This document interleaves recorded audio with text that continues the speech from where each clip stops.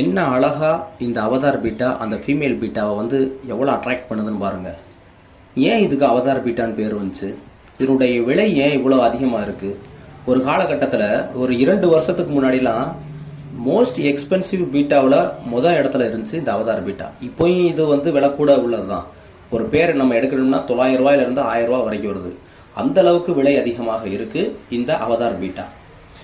ஏன் இதுக்கு அவதார்னு பேர் வந்துச்சு? நம்ம எல்லாம் அவதார் மூவி படம் பார்த்துருப்போம். அந்த படத்தை பார்க்கும் பொழுது அவங்க ஃபேஸு உடம்பு எல்லாமே ஒரு வகையான குளோ மாதிரி மின்னும்.